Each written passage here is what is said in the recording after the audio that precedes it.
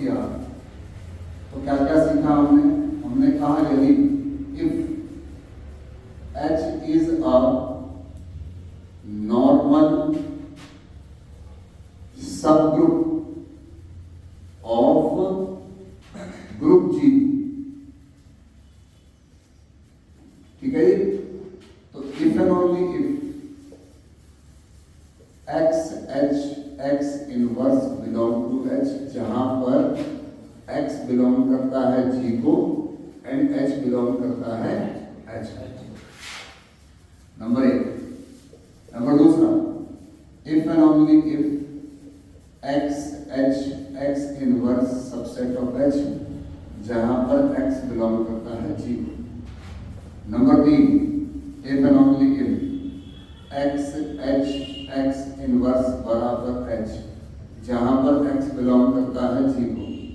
Number चार, if and only if each left coset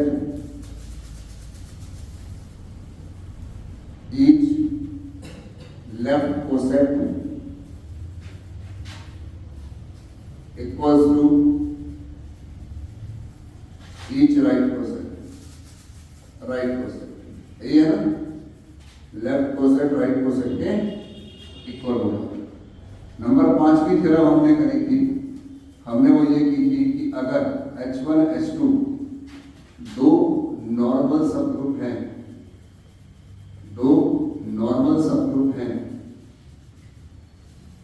तो उनका इंटरसेक्शन इज ऑल्सो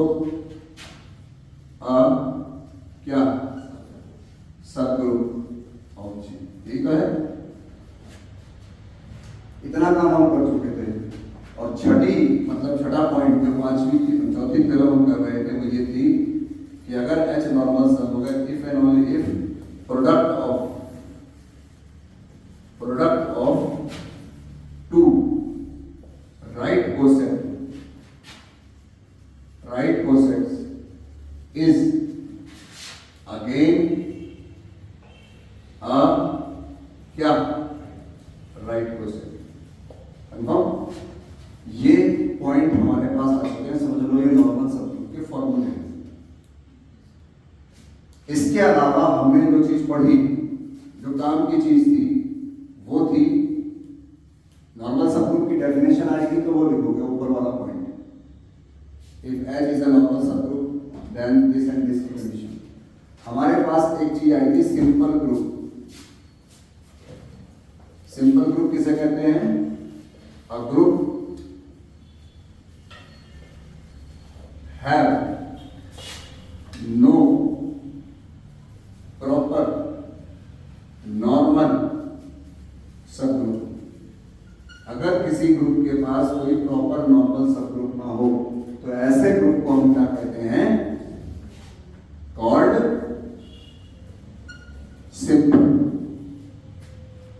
मतलब सिर्फ और सिर्फ अपने आप और आइडेंटिटी को ये अपना नॉर्मल सबग्रुप कह सकता है।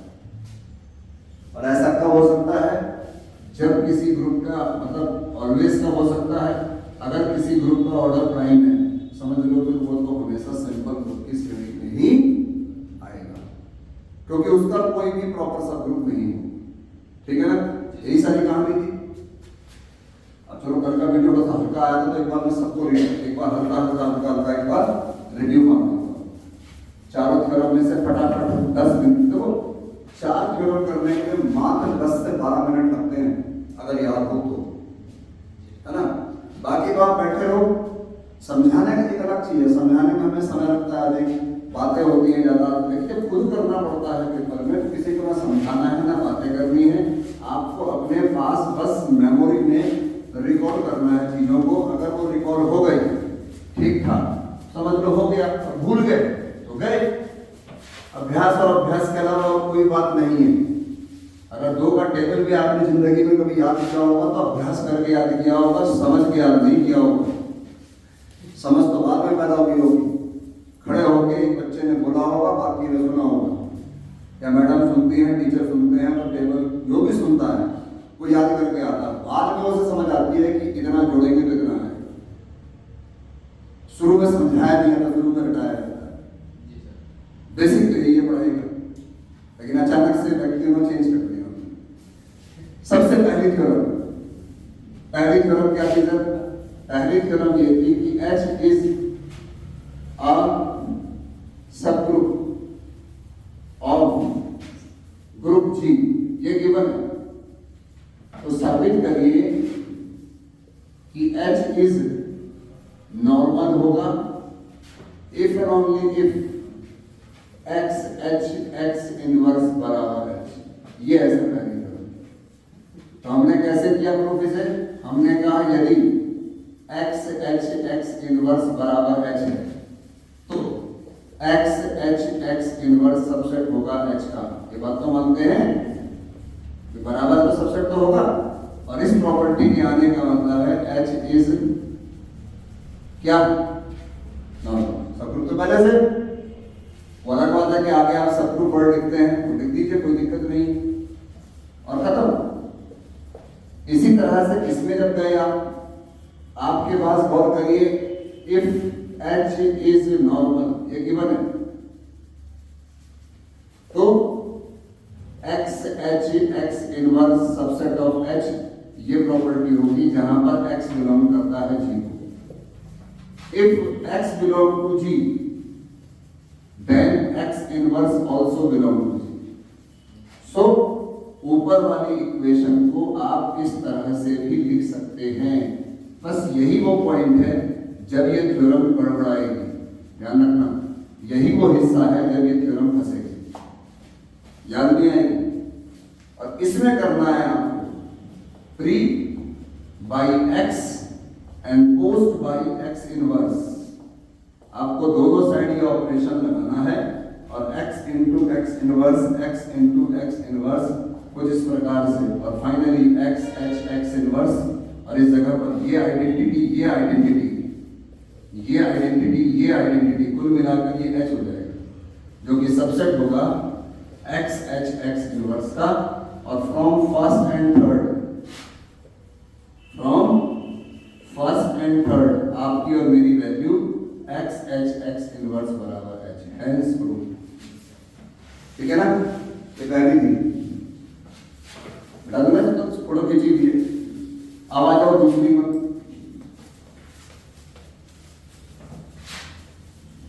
ऐसे ही रिवीजन होगा, रिवीजन पेपर से 3 दिन पहले नहीं होगा।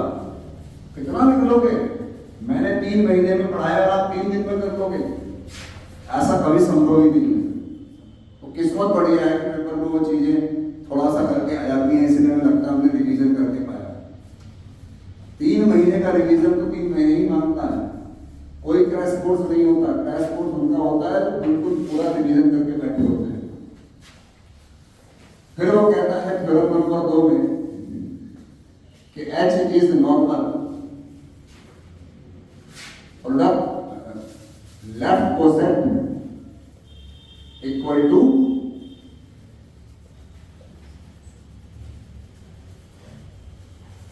किसके?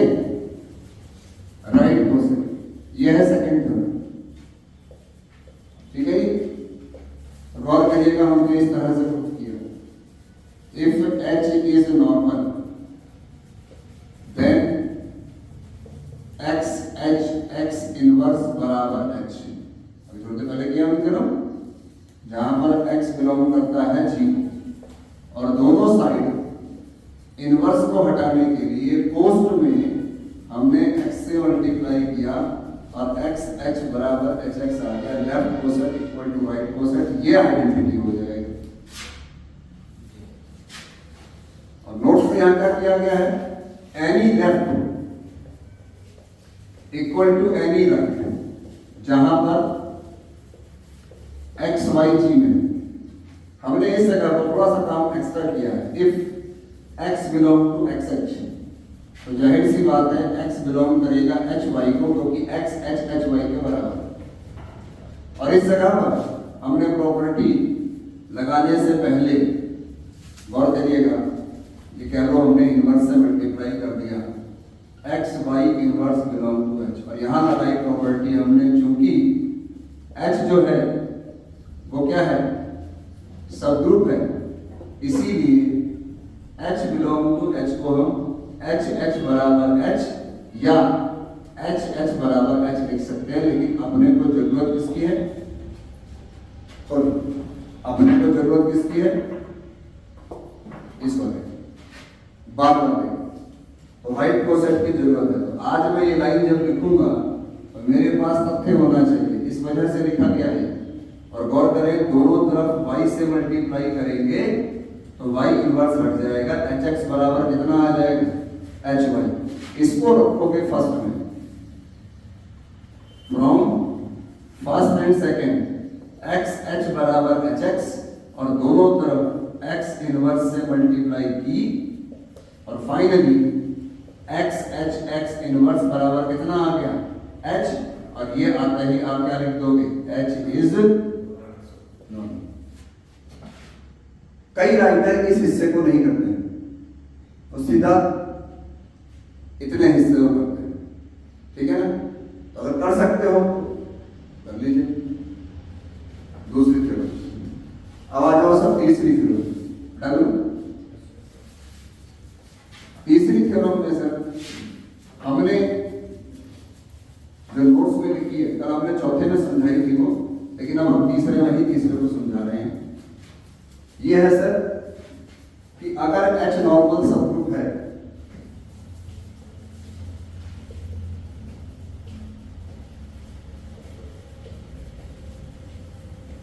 मतलब नॉर्मल है, तो if and only if product of two right coset is again a right coset. कंठस्थ होना चाहिए। तो इस जगह पर गौर करें, अगर H नॉर्मल सबग्रुप है तो दो राइट कोसेट का प्रोडक्ट भी राइट कोसेट होगा। तो हमने ऐसे लिखा, late HA and HB are two right cosets of H in G। लिखने की दिक्कत आएगी, मैं बार बार कह रहा हूं। आपके पास कितने भी नोट्स हो, आप चाहे किसी विद्वान आदमी से पढ़ लें, समझ लें, बहुत अच्छा फील हो रहा हो, ये सारी चीजें सब कुछ बेकार है, क्योंकि वो सारा जो अच्छा है अगर वो आपके द्वारा प्रस्तुत ना हो पाया तो किसी काम का नहीं। मेन तो ये है कि उस सीखे हुए को आपने कैसे अपने में कन्वर्ट करना है फाइनल, और वो कैसे कन्वर्ट होगा? लिखने में।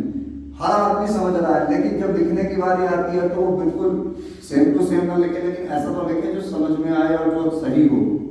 अब ये रातों रात देखो होता नहीं। अगर आप मुझसे पूछो तो मैंने तो कई बार लिख ली होगी, अब मैं आपको ये कहूंगी तो मैं गलत कहूंगा, मैं तो आपसे बहुत पीछे हूं। कई बार करने के बाद हम लिख रहे हैं, आपको तो एक ही बार मौका मिलना। तो इसलिए थोड़ा सा टॉपिक को अभ्यास में लाइए, वरना नोट्स किसी काम नहीं आएंगे, दीमक भी लग सकती है इनमें। HA HB are two right coset of H in G। हमने साबित करना है कि उनका प्रोडक्ट भी राइट कोसेट होगा। तो हमने प्रोडक्ट किया, और गौर करें कुछ इस तरह से लिखा, फिर गौर करें हमने इस तरह से लिखा, और यहां लिखने का रीजन है चूंकि H इज, हमने लेफ्ट कोसेट को राइट कोसेट के बराबर लिख दिया। अभी थोड़ी देर पहले थ्योरम करी हमने, उसके बाद हमने H इंटू H ए भी लिखा, और चूंकि H इज अ क्या सबग्रुप, तो H इंटू H बराबर H होगा, ना कि H स्क्वायर। और फाइनली HAB ये राइट कोसेट है या नहीं? तो गौर करें, आप इसके लिए भी रीजन लिखेंगे। A और B अगर G में थे तो A इंटू B जो है वो भी G में लाई, क्योंकि राइट कोसेट में जो भी यहाँ होता है वो जनरेटर होता है, और वो G का मेंबर होना जरूरी है। तो ये बताना पड़ेगा। तो आप कह सकते हैं यहाँ पर कि HA इंटू HB बराबर HAB इज ऑल्सो अ क्या right coset, also a right coset of H in G, that's all.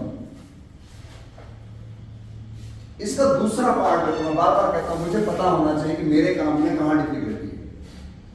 जब जैसे आज कॉम्प्लेक्स को हम पढ़ा रहे थे सुबह बैच के असाइनमेंट में, तो बात चल रही थी कि हमने 10 सवाल किए, एक सवाल ऐसा है जो बहुत डिफिकल्ट है। अब जाहिर सी बात है सॉल्व तो हो ही जाएगा, लेकिन क्या रूटीन करी, क्यों? कुछ नहीं। जैसे मजाक बनाते हैं लोग मैथ का, माना, मान ले तो मैथ का स्टूडेंट है, वो मजाक बनाते हैं क्योंकि उन्हें दूसरे का दर्द का नहीं पता। भाई बिल्कुल सही बात है, माना, पर वो माना जो है वो कहीं ना कहीं वेरीफाइड है, लेकिन इतने माने हैं, इतने माने कि हम मान ही नहीं, भूल जा रहे। इसीलिए सबसे बड़ी दिक्कत यह है कि जब चीज थोड़ी सी हो या बहुत अभ्यास हो, लगातार इस्तेमाल हो, तो आदमी को लगता नहीं है। लेकिन जब वो चीज इस्तेमाल ना हो, कई रिश्तेदार ऐसे होंगे आपको जिनका आपको पता ही नहीं होगा कि हमारे बुआ जी हैं, हमारे चाचा जी हैं, हमारे पिता करते हैं कि हमारे अलाना फलाना के, तो तेरे ये मामा नहीं होता है ना सर। तो ये एक सोशल लाइफ में भी है वो चीज कि जिससे मिलते नहीं, जिसको जानते नहीं, जिससे उसका पता नहीं हमें, जिससे लगातार मिल रहे पड़ोसी अलग प्रिय है हमें, अपने रिश्तेदार से डेली मिल रहा। तो यहाँ पर भी कहानी कुछ वैसे ही करनी है। आपको पढ़ाई अगर करनी है तो सर टॉपिक में पता होना चाहिए कि मैंने ये 4 चीजें की है, तो ये इनमें से ये भारी है, ये टिपिक आसान है, तो मैं समझता हूँ इतना हिस्सा तो फिर भी मैनेजेबल है, इस हिस्से में मेहनत ज्यादा है। और वो हिस्सा क्या है? कुछ इस प्रकार का मैंने कहा था, इस हिस्से में दो पार्ट बनाने हैं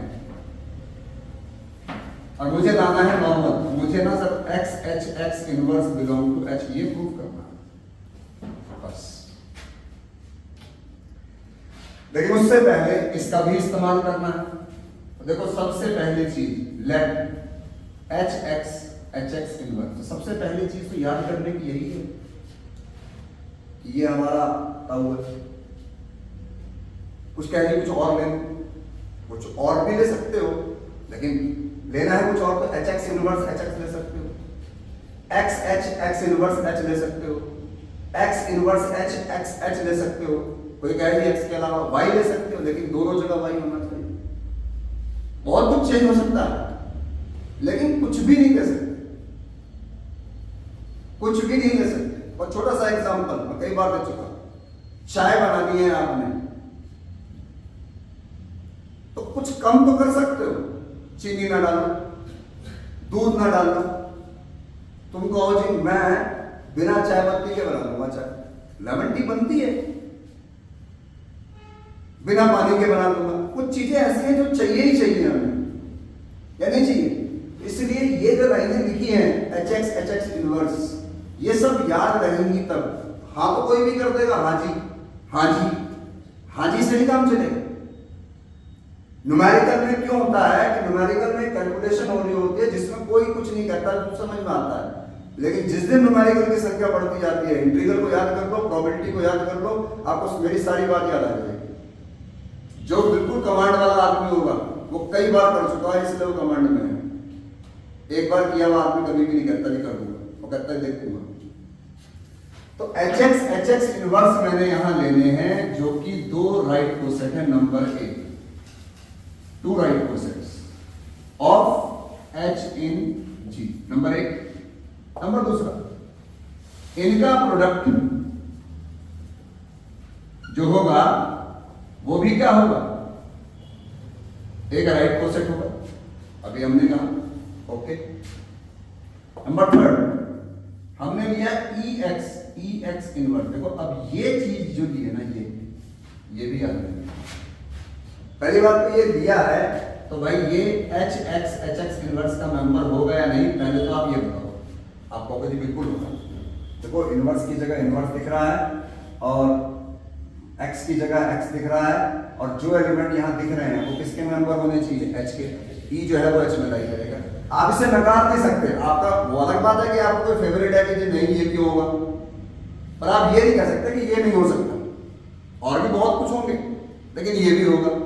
इसको लेने का आधार ये है सर कि ये e के बराबर आएगा and e also belong to h। तो गौर करो एक एलिमेंट इस राइट कोसेट में भी है और H जो होता है वो भी एक राइट कोसेट होता है as well as left coset भी होता है। और दो राइट कोसेट में अगर एक भी एलिमेंट कॉमन है तो वो आपस में क्या होंगे, बराबर। क्योंकि थ्योरम थी कि टू राइट कोसेट्स या left cosets are either disjoint और आइडेंटिकल। नॉन एम्प्टी हमने नहीं कहा था कि उनका इंटरसेक्शन नॉन एम्प्टी होगा, तो बिल्कुल बराबर होंगे या उनमें कुछ भी कॉमन नहीं होगा। तो इस जगह पर गौर करें, बाई थ्योरम हम ये कह सकते हैं सर कि H बराबर HX इनवर्स, ये सर जो लाइन लिखी है ये हिस्सा है जो हमें मजबूती से करना है। आपको लगता भी होगा ये बारी। अब इसका दूसरा पार्ट वो लाना है। देखो HX इनवर्स पर फोकस रखना, इसीलिए देखो सबसे पहले जब एलिमेंट लिया ना तो इस हिस्से पर पूरा जोड़ दिया, पूरा।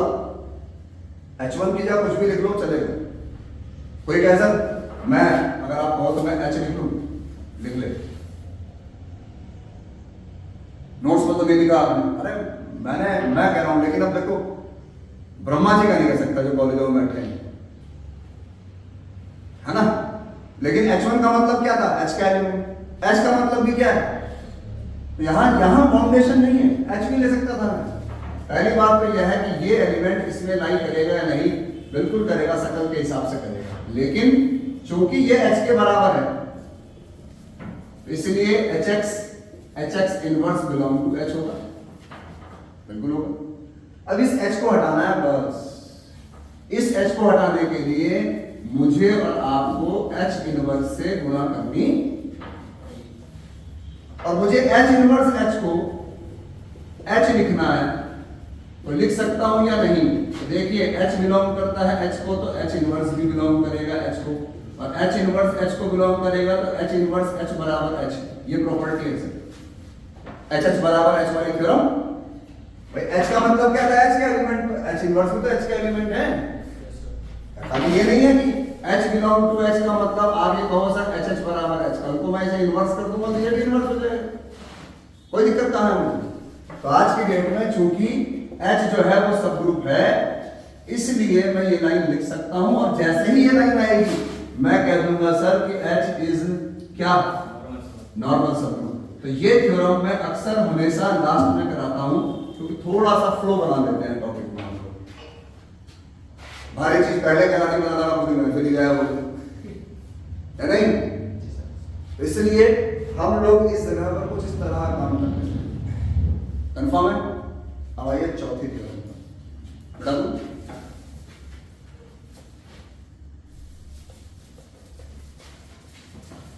चौथी थ्योरम सर इन तीनों से अलग है, और भाई साहब ऐसी थ्योरम है जो सबसे आसान है, इसलिए उसमें ऐसा कोई पंगा, ऐसा कोई दिक्कत नहीं। चौथी थ्योरम है सर आपके पास कि यदि दो नॉर्मल सब ग्रुप हैं तो उनका इंटरसेक्शन भी नॉर्मल सब ग्रुप होगा। ये है चौथी थ्योरम, ठीक है कि नहीं।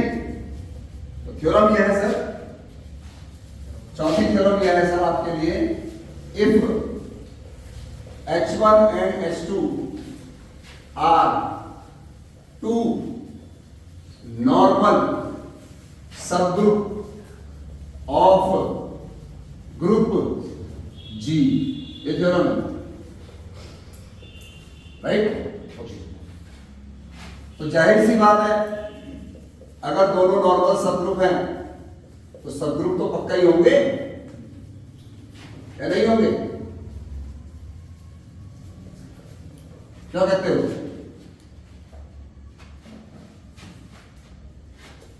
और अगर ये दोनों सब ग्रुप हैं तो इनका इंटरसेक्शन भी क्या होगा, सब ग्रुप होगा या नहीं। तो सबसे पहले तो सर अपने को सब ग्रुप मूव करना है, नॉर्मल तो बाद में करेंगे। नंबर 1, सबसे पहले तो सब ग्रुप बताना है, जिसके लिए कुछ भी मेहनत नहीं करनी। अब आइए नॉर्मल के लिए। तो नॉर्मल के लिए क्या किया जाएगा, एक एलिमेंट लेंगे ग्रुप का, एक एलिमेंट लेंगे जिसको नॉर्मल प्रूव करना है उसका, और आपको ये शो करना है सर कि X inverse belong to intersection. अगर आप ये साबित करने में कामयाब रहे तो आपका इंटरसेक्शन नॉर्मल हो जाएगा। तो गौर करें, अगर x बिलोंग करता है g को तो जाहिर सी बात है h बिलोंग टू h1 भी होगा, h बिलोंग टू इंटरसेक्शन में है तो दोनों में होगा, है नहीं? और आप देखिए दो हिस्से, सिंस h1 h2 दोनों के दोनों क्या है, नॉर्मल है। सब ग्रुप तो मैं खाली खामोखा लिख रहा हूं, ऐसे सब ग्रुप नॉर्मल सब ग्रुप है। इसीलिए अगर x बिलोंग करता है g में, h बिलोंग करता है h1 में, तो x inverse belong to h1 confirm है, और x बिलोंग करता है g में, h बिलोंग करता है h2 में, तो x inverse belong to h2 confirm है। और from first and second x inverse belong to किसमें, इंटरसेक्शन में, और इंटरसेक्शन में ये आते ही मैं और आप खड़े हो जाएंगे और कहेंगे सर ये भी होगा।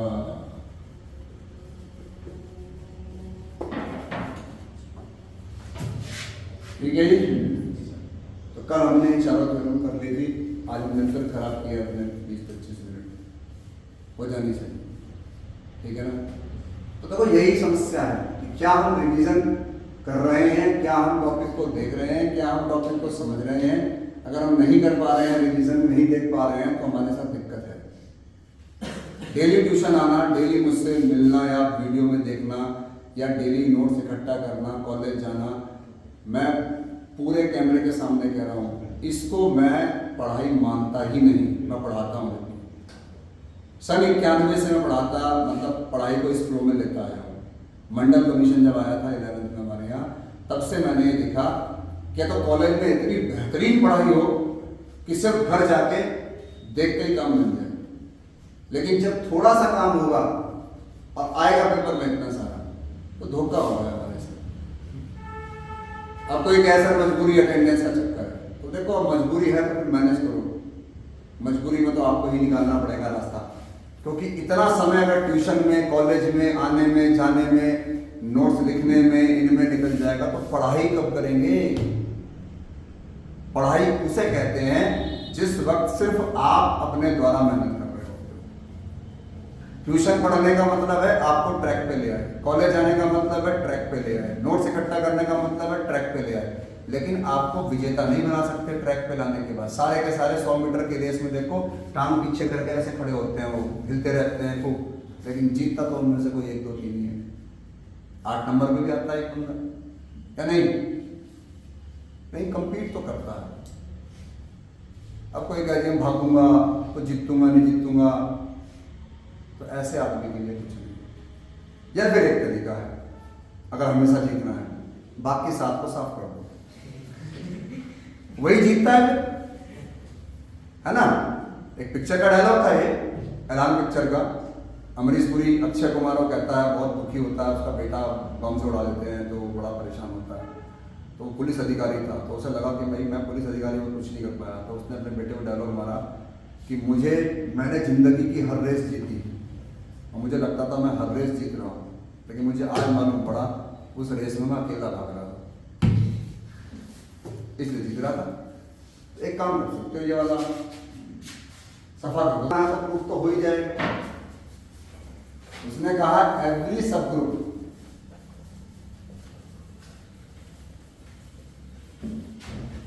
Of an abelian,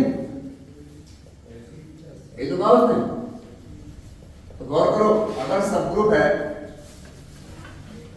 is also abelian, वो भी अबेलियन होगा। नंबर 1 बात।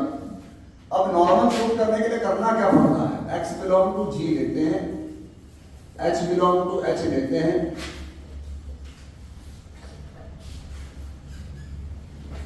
ठीक है? x h x इनवर्स लिखते हैं, इसको x h x इनवर्स को बाद में x x इनवर्स h लिखते हैं। इससे ये लिखने का लाइसेंस हमें किसने दिया? अबेलियन ने। उसके बाद एसोसिएटिव लॉ लगाते हैं और उसके बाद E बिलोंग टू H। तो देखो यहाँ पर हमने सबसे पहले, चूंकि H इज अबेलियन या G इज अबेलियन कह लो, क्योंकि X H में होगा या नहीं इसकी गारंटी नहीं है, लेकिन G में तो होगा। G इज अबेलियन, इस जगह पर एग्जिस्टेंस ऑफ इनवर्स और एसोसिएटिव लॉ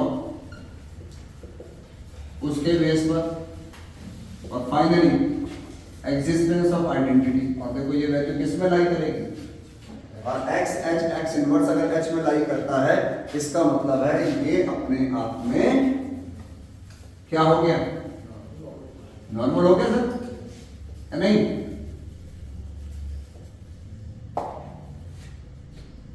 बस टाइम क्लास। इसमें मैंने स्टार करके एक चीज लिखी है नीचे, ध्यान से दो। Every cyclic group is abelian, theorem थी कि हर साइक्लिक ग्रुप क्या होती है, अबेलियन। देखो एवरी सब ग्रुप, अगर कोई साइक्लिक ग्रुप है तो उसका हर सब ग्रुप जो होगा अबेलियन होगा। बस एक लाइन बोल रहा हूं, अगर कोई साइक्लिक ग्रुप है तो उसके जो भी सब ग्रुप होंगे वो अबेलियन होंगे। क्यों होंगे, every subgroup of a cyclic group is cyclic, ये थ्योरम है। मतलब अगर किसी साइक्लिक ग्रुप का सब ग्रुप होगा तो वो भी क्या होगा, साइक्लिक। और हर cyclic, every cyclic group is क्या हो गया, अबेलियन। तो भाई अगर हर सब ग्रुप साइक्लिक ग्रुप का साइक्लिक होगा,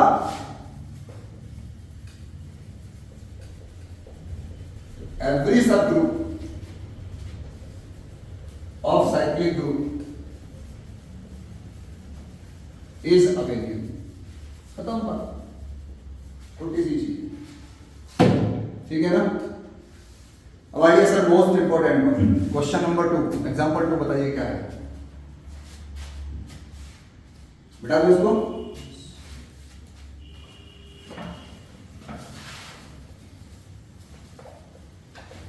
रेडी,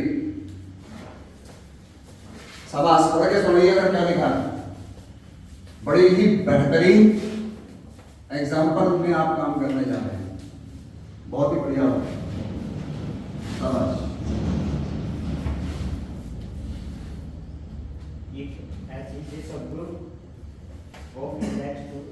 एक minute, if H is a subgroup of group G, number 1 ये दिया हुआ है। नंबर 2, इंडेक्स ऑफ H क्या लिखा है, 2, इंडेक्स ऑफ H इज 2। इसका मतलब है नंबर ऑफ distinct right और left cosets of H in G are 2। मतलब G H की वैल्यू 2 के बराबर। और बताओ क्या लिखा है,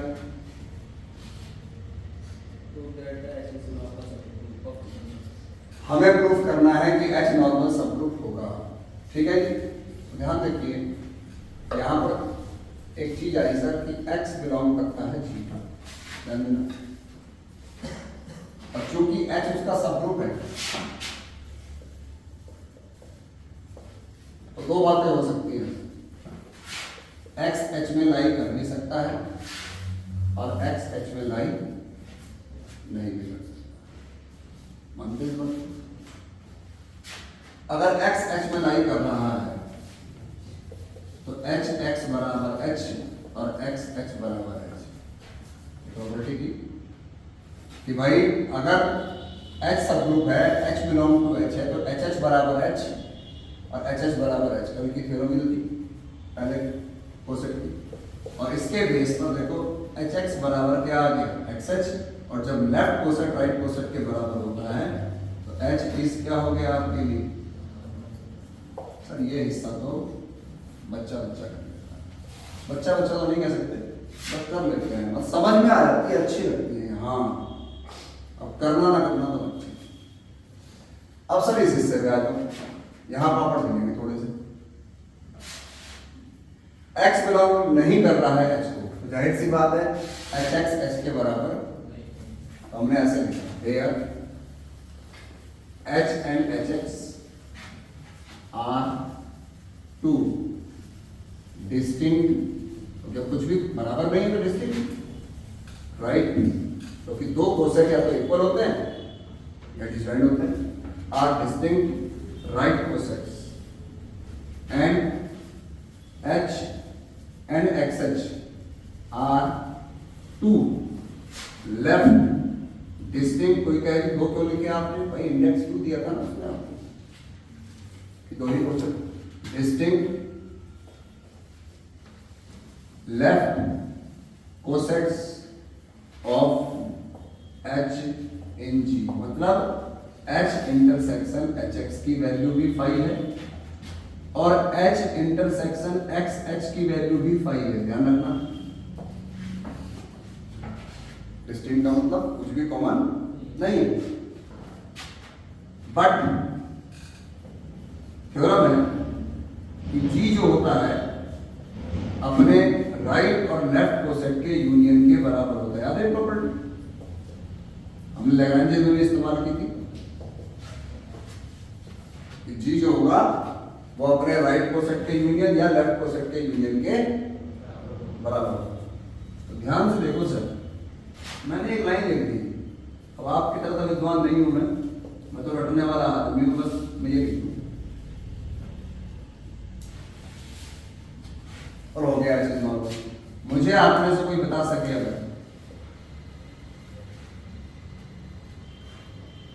अगर आप में से कोई बता सके कि इक्वेशन 1-2 से हमने ये कैसे लिखी।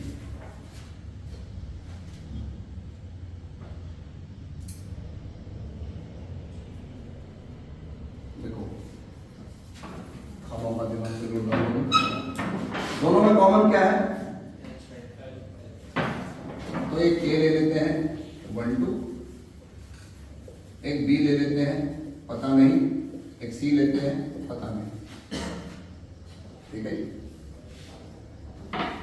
आपने कहा ए और बी में कुछ भी कॉमन नहीं है, इसका मतलब 1-2 जो है वो बी में, और आपने कहा सर कि ए इंटरसेक्शन सी जो है वो भी 5 है, इसका मतलब है कि 1-2 जो है वो सी में भी नहीं है, ठीक है।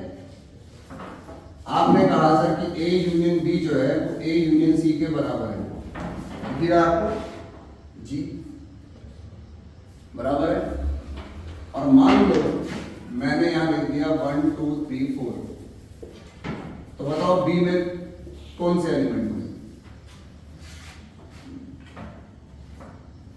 ए यूनियन बी 1 2 3 4 है, ए में 1 2 है तो बी में कौन होगा 3 और 4 ही तो होगा।